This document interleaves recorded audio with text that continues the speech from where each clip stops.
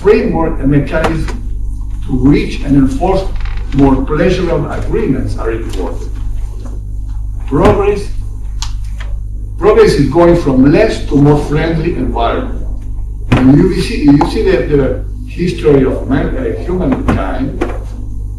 You see, at the time of the initial of our era, at the time of Jesus Christ, there were in the planet it was inhabited by 100 million persons, and now we have 6.7 billion inhabitants. So the planet has become more friendly, although we have a lot of critics about how we proceed. But we achieved this increase in humankind from 100 million to 6.7 billion people with the same natural resources, because we made the planet more friendly to us. What changed in that? Knowledge over individual rights and of the nature, how nature works. But individual rights are a very important part of this process. In order to work, in order to agree, to make business with, we need to know how other people will behave. And in low-income countries, you are uncertain about how people behave, and so you get lower income. This is also why I believe underdeveloped countries, the main activity there is geared to nature, because nature is more dependable than humans. So you work more with, you profit from nature. You work in agriculture, in mining. You exploit natural richness, because people are not dependable, and are not dependable because we have not reached sufficient agreements, institutions that are helpful, and all that is also somehow it goes to what we said before about ideas. I like to make a summary here with vehicle traffic systems. Economics has to do, of course, a much more complex endeavor, but if you look at the vehicle traffic, I'm very interested in that. You see how things are solved. Independent, the automobile drivers are interdependent. What they can do depends on what other drivers do in the same space. Space and time is scarce, and so arise conflicts and also mutual benefit. If they agree, the drivers agree, they can drive safer, faster, easier. So order in vehicle traffic system, that is less uncertainty, order is less uncertainty, comes out of agreement. We agree to go on the right side, for example, we agree to stop at the red light, and so forth. We go from an initial state of chaos, where there are accident collisions, to some agreement and some order. The order is achieved through rules, signs, prohibitions, governance, how you govern all these relations, enforcing, servicing, transaction, property. Every driver has a property right, changing property right of the space of the part of the highway, of the street. Well, if you compare the traffic, how the traffic goes in developed and undeveloped countries, you will see different orders. In developed countries, you see much more order than in underdeveloped countries. The same happens with economy. The same disorder that you see in traffic, you see the same disorder in the economy. That is more conflict and less agreement. Wealth building processes. we already talk about individual interdependent decisions. All decisions are interdependent, so we need to know how other people will behave in order to achieve or to have to make our plans. And we build wealth as long as we remove unnecessary interferences from private and public agents. We have people that don't abide by the law, don't abide by contracts, or agents that corrupted agents, and all these made unnecessary interferences in our activities. Also, we have different or uneven individual coercion constraints. People are dealt with differently for different reasons. In the United States, for a long time, it was about race or religion, or in other countries the same. So individuals face asymmetric coercion constraints. And legislation should make coercion and public services consistent, lowering costs. The main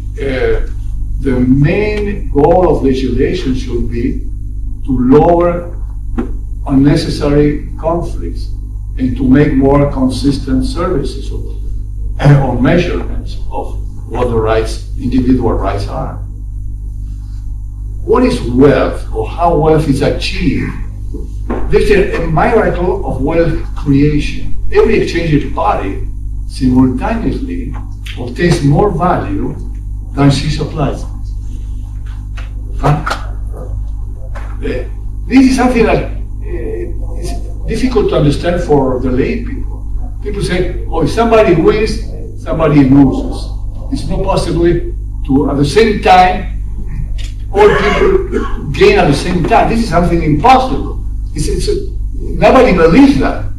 And yet, you have the proof. You see that wealth is created and people live much better than it used to be. So this is a miracle that we have to reckon, and we have to make people understand. Yes, there is a miracle. When we make agreements, we make knowledgeable agreements, we can develop wealth. And in the wealth process, everybody wins.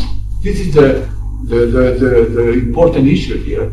And of course, this is as long as the exchange are free for unnecessary coercion and surprises, different knowledge, ability. This is important.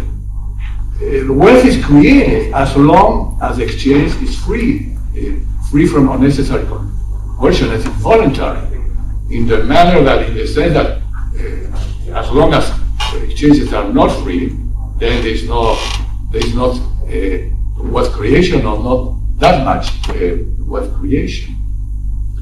For example, we heard before about inflation targeting. When inflation targeting tries, I believe, to lower surprises. It said, if you have a lower inflation, then you have less surprises, and you can make your plans more ambitious. You can reach more goals. I have to go. Well, certain value has a counterpart of restriction. You have rights. In order to have rights, you have to have exclusion. You have to have prohibition.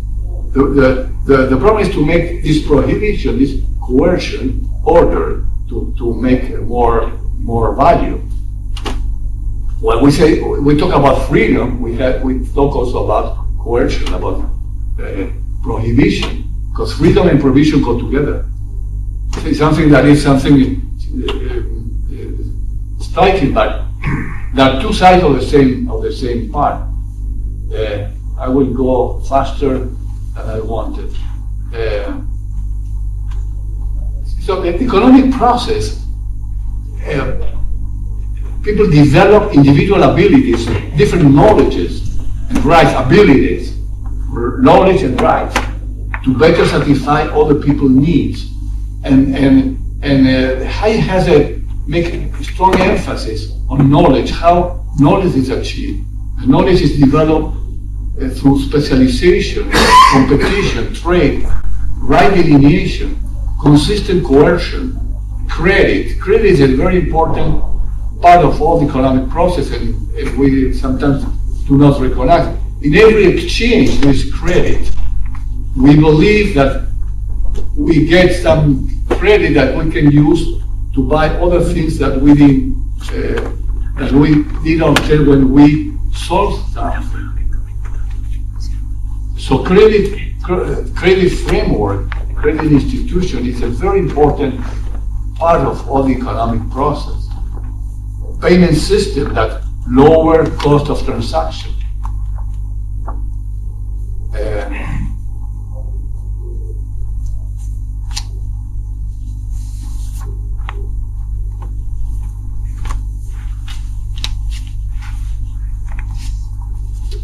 Well, individual property rights in Hayek model is the main, the unit of analysis, I believe, the unit of coordination, individual property rights.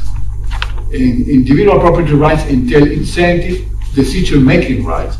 That is, they say who can do what and the rest cannot, and gives benefits, delineates benefits and costs.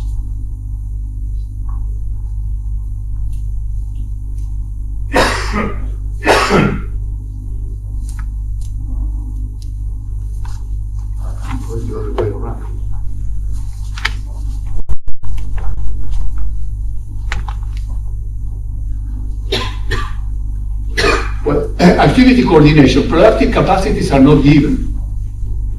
Different individual abilities.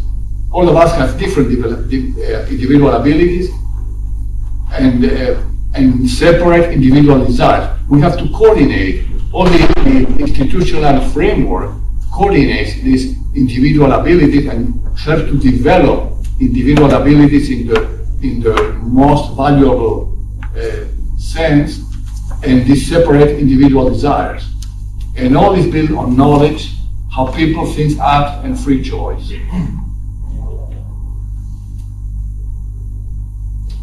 The law is made, should be made, at least, to abate wanton coercion.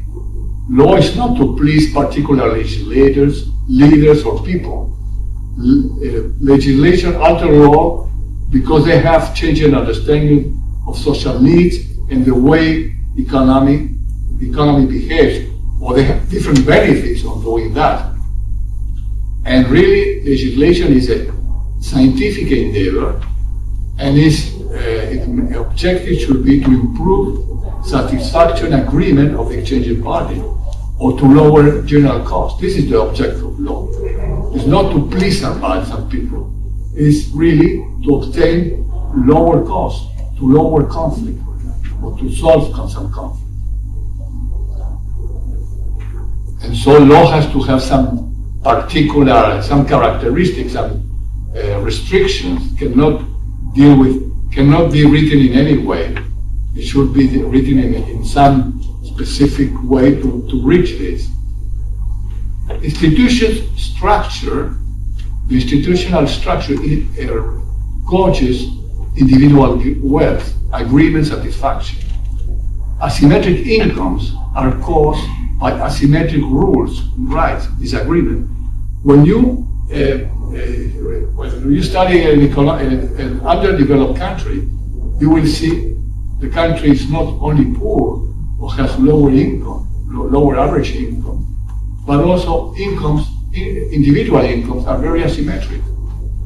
In all these countries, there are people that are very asymmetric incomes. Means that people have very asymmetric abilities, which maybe is not so the case. And the main ability is that they have the right friends, they have the right connections. In more competitive societies, incomes are less asymmetric, because competition is more open, and so personal ties, friends, or